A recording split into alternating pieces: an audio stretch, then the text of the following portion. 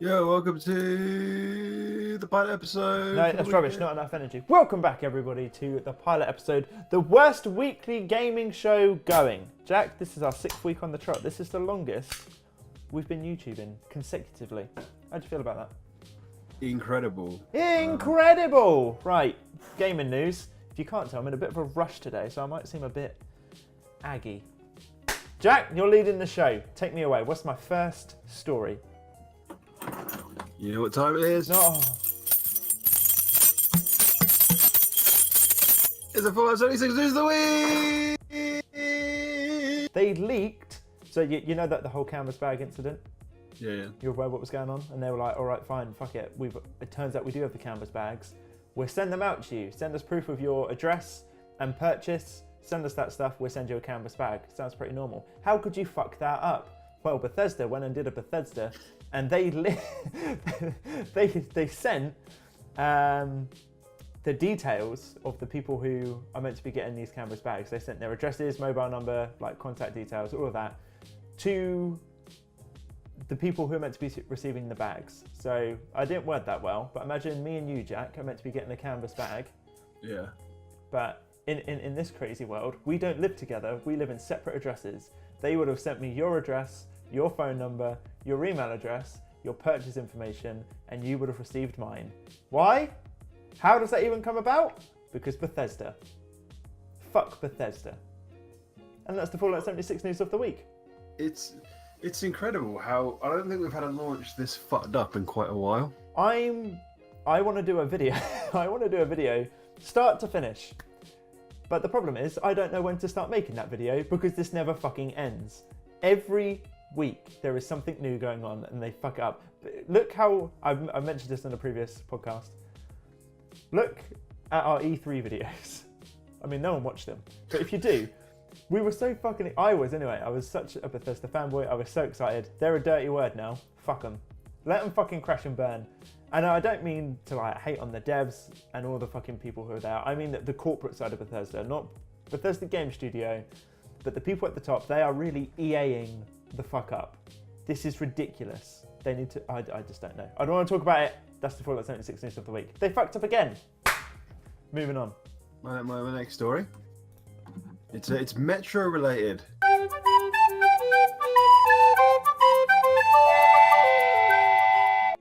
Oh, this was the one I was loading up. Metro news. It's good, isn't it? We'd rarely get Metro news. That's because they're a studio who just what the fuck is this advert playing? Can I just read the headline? Go for it. Should we just start all this again? I don't know what the fuck we're talking about. Jack, there's Metro news. You're really fucking excited about Metro Exodus, aren't you? Boya! It's one of your favourite franchises. And Yep. I'm going to guess it's your most anticipated game of next year. Yeah, boy. Well, how would you feel, Jack, if I told you it's coming out on February 22nd, like they announced? I'd be like, booyah, that's not far off. That's It's like not what? far off. But then, Jack, what if I was like, do you know what? Because you've been such a good boy. Santa's reached Santa's reached deep down into his sack, and he's pulled out another release date a week earlier. It's been brought forward to February 15th, 2019, which is super fucking rare that games get brought forward and not delayed. Jack, as a massive fan, tell me, how did you feel? I mean, I'm happy, but at the same time, well, it's only a week. Oh, there is no pleasing you. There is no fucking pleasing you, for God's Well, sake. 3 months anyway. Jack, Exodus, tell me about it. What actually is the game? Because you've been trying to bring me on board for quite a while, and I have one of the Metros downloaded, ready to go. I think we're going to start playing it in the new year, because at the moment I just don't have any fucking time for anything besides breathing. But is this one different? Is it its open world? Tell me a little bit about it. Give me the elevator pitch. So you standard Metro games, right? Based on the Metro book series by Dmitry Gulakovsky. It's first-person shooter, survival adventure, quite linear. You know, you're wandering through levels, you're shooting up mutants and people, and you're just surviving your way, doing your business. Metro Exodus, it's more of a story about them, the characters, the people that you know and love. You're finally leaving the Metro. The nuclear winter is beginning to thaw a little bit. You found a steam train somehow. and you decided, right, boys, let's gather all our shit and let's get the fuck out. Let's go explore Mother Russia. So it's a semi-open world. So you're going to be in like different levels are going to be bigger, you know. Whereas instead of having your linear walkthrough or your corridor shooter, it's going to be you can go all these different ways. You can explore all this different stuff. I'm guessing there might be like little side quests or objectives on each big level. Because you remember the E3 gameplay, like that big massive showcase they had, that was all from just one level where you're trying to get that cult to lower the bridge. And you know, it was day, night, there was different weather and stuff going on all in that one level. There was different locations. It was sick, bruv. So yeah. I'm not gonna lie. You should get on that. You've completely sold me on that. That actually sounds pretty good. I've played. I don't know what Metro I played because the years confuse me. Well, there's only 1 year, 2033. No, what's the one after that called? Last Light. Oh. The books are done by year. The 2033, 2034, and 2035. All right. Well, I played one of them anyway. I'm pretty sure it was the first one, and I got to the bit where I was on a minecart or something, and I just wasn't in the mood for it, so I was like, done with this. But I'm sort of getting that scratch for a corridor shooter. I'm definitely going to be doing a playthrough of that at some point before this comes out, because I'm aiming to do it before then. But the idea, because to be honest with you, I just knew it was an open world Exodus, and I knew that the previous ones were sort of level based, and I miss levels in video games. I really fucking miss just having a well designed fucking level. So I was sort of put off with it going open world, but I didn't realise it was because the nuclear winter was starting to thaw out. That's a lot more interesting. So yeah, I'm looking forward to that. The next thing I want to ask you, Jack, is at the end of this lovely trailer that they've given us, there's obviously you can pre-order, and I want to bring in a new segment, or I'm going to do an entire video with you where we're going to go through all of next year's releases, all right, before they come out. So this video, I'm assuming we might get it out in December, probably not at the fucking stress levels I'm at, but or January time. We're going to go through the entire year's releases, and we are going to make guesses and presumptions as to what the pre-order bonuses are going to be for each game. Ooh. And I'm quite excited to do that. So just off the cuff, I know I've not briefed you on this at all. Off the cuff, can you think of any silly pre-order bonus that you would get for Exodus? I'm not sure if it's very microtransaction heavy. It's not very industry bullshit-y. But can you think of anything dumb that they would throw in?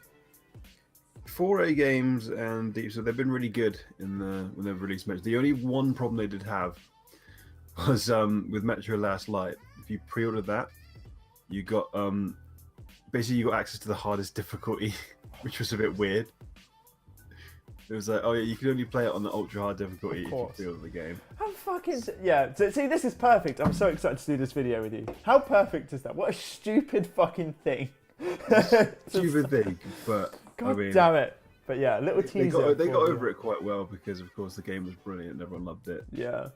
It's interesting, isn't it, how if a game is received well, they can sort of get away with that bullshit stuff. Do you remember when, what's the fucking game? Yeah, Metal Gear Survive, they had DLC for save slots.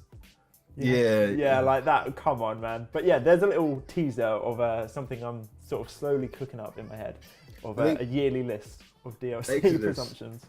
You know how like the trailer showed that everyone's part in this big steam train. This is like your home, your player home. You're traveling through Russia on this train. Yeah. Like pre-order bonus, you probably get like unlockable skins for it, like you know, like it's your Sea of Thieves ship. You can just cosmetics. Cosmetics, you can make your train pink. Yeah. Have you got to get like resources and stuff to help the train move? It would be like, here's an extra additional 1,000 coal. Yeah. Or was it? Yeah. Oh, I'm so excited to do this video with you. I thought of it on the way in this morning. I think it's a fucking good idea. Probably not, but who knows. Moving on from Exodus, you got another story for me, Jack? We do. We've got some Battle Royale news. El Battle Royale. So you got some Battle Royale news, Jack. Please tell me about that. So Ben, have you ever heard of the game Planetside 2? I have. So Planetside, it was a bit before our PC time, shall we say? It was. I played this on Xbox though.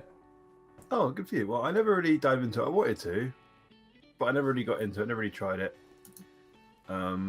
I don't know if it's worth it now. I don't know how big or small the player base is, but that's not the important point. It's because they're coming up with a battle royale mode for Planetside 2.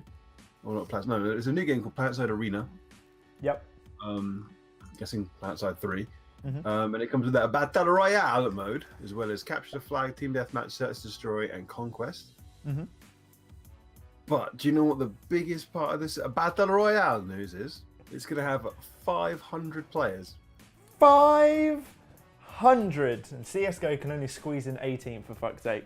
500 players! Does that make it better or worse? 2 teams of up to 250 players. Ooh. You know what this? Ooh. I know. I think we have to get this one. That's exciting. But do you know what this reminds me of? What? Did you ever see that old PlayStation 3 game called Mag? Where it boasted having 150 player multiplayer games. Yeah. Briefly, yeah. Yeah. That's what it makes me think of. I mean, remember that was big and popular, wasn't it? Well, the thing with Planetside 2, and if there's any fanboys watching, if there's anyone watching, this is probably wrong. I remember that they released the demo. Do you remember when games used to do that on 360? They were like, oh, this game's coming out. Here's a demo. Go play it for 2 hours. Completely free. Yeah. Fucking, they did that with Planetside 2. And me and my friends all downloaded the demo, and I think you got half hour to an hour of gameplay. And it was really fun. But the art style really threw me off, and this was at peak time when Gears was on top, and me and my friend group were massive Gears players. So, I mean, it was fun. We recognised that it was all right, but we never jumped into it because we had already got our third-person over-the-shoulder cover shooter. I think Planetside 2 did all right. I think it's got a reasonable sort of fan base. It's a franchise which has definitely sort of been off the radar for a while. But 500 people, is that better or worse? Is more players in a battle royale better, or is a smaller, more focused experience better?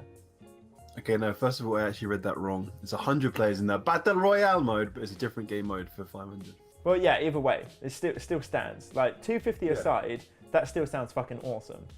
However, because I was trying to discuss this in the CSGO video, but I kept on getting so fucking bored playing it.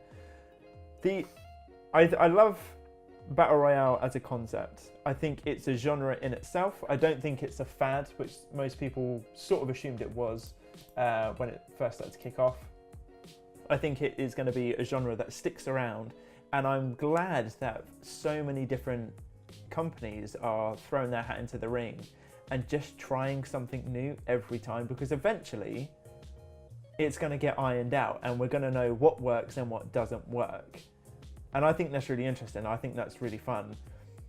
So I'm going to keep on going back to CSGO. But where that was such a small battle royale, only 18 players, I thought that was really interesting. And the fact that you could purchase things in game, have them come straight to you, etc. That was like their gimmick. Small, and have drones come in and arm you up should you find enough resources and money, etc.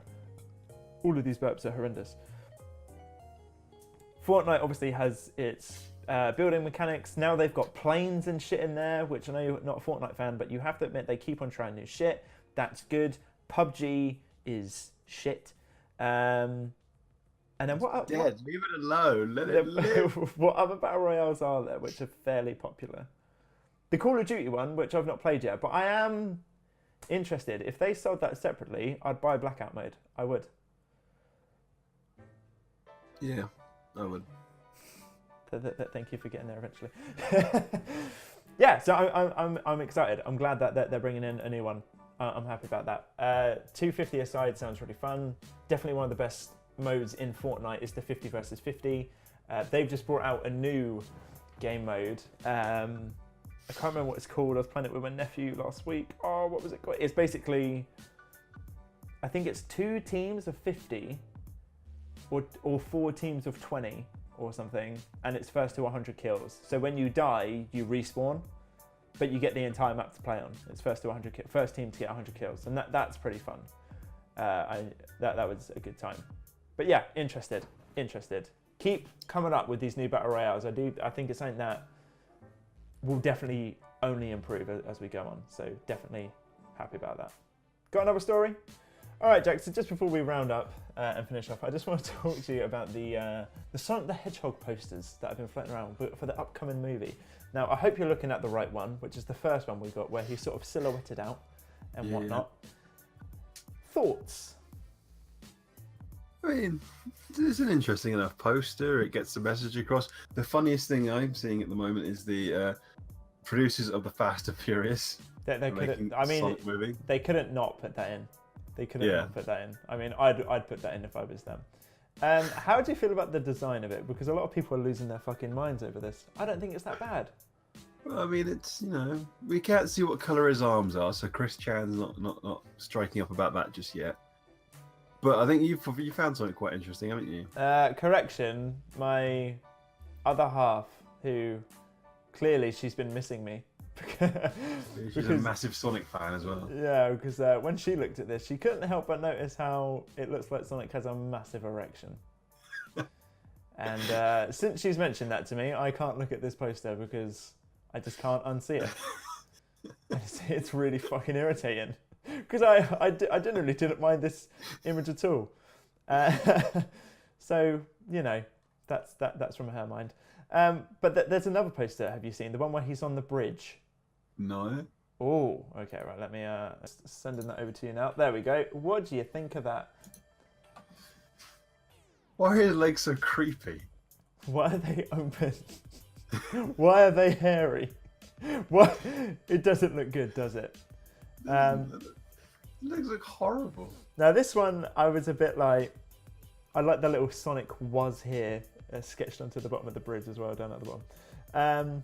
The first poster, like I said, I generally don't mind it. I think it looks cool. This one's a bit harder to defend. I mean, it just... Do you know what this reminds me of? And it's probably because I'm an egotist or whatever. He's got really long, gangly legs, doesn't he? Yeah. That looks like me. That's what I see when I sit down on San Francisco Bridge. Yes, that's what I fucking look like. I don't want fucking Sonic the Hedgehog to look like me. Some fucking stretched out, gangly, goblin, lanky hedgehog who can run really quick. I found it! I found it! I found it! Where'd it go? I clicked it and it disappeared. No! Oh, no! What the fuck? The show isn't ending.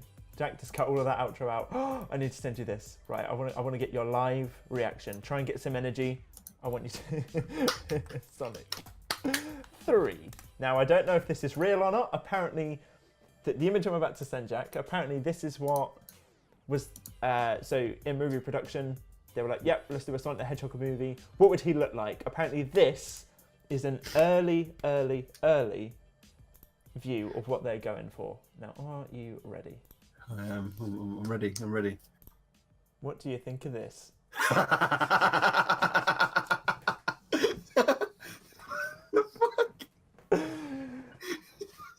This is the one where I'm starting to be like, okay, first poster, I'm on board. Second poster, oh, poor angle. This one, it's not good, is it? His body is so long compared to his legs. Why is it all the same? His legs are really thick in that as well. Yeah, it's like I say, it's an early concept. It's an early concept, but fucking hell, imagine that. But say if me and you got hired to do this movie, and they're like, oh yeah, here's some artwork for it. No thanks, I'm all right. I'll go stick to my shitty YouTube channel. Thank you very much, because this is something I don't want to be a part of. Looks like a child in a Halloween costume. Oh, it's bad. It's really, really bad. Right, well, that's this week's show. Thank you very much for making it to the end of the episode. If you're a returning viewer, then thank you very much. And if this is if this is your first time here, then it's probably your last. But if not, if you somehow enjoyed this, there's other videos on the channel. Feel free to check that out. I can't do this outro today. Jesus, Jack, did they feed your ego for the day? Maybe. Maybe. That's much better than what you've been doing for the past 5 weeks. So the audience, you're definitely getting better. But thank you very much for feeding my ego for the day. Like I said, feel free to have a look around the channel. There's other videos about. If you like them, maybe consider subscribing. If not, have a good day. Jack, I'm out. See you later. Bye. Bye.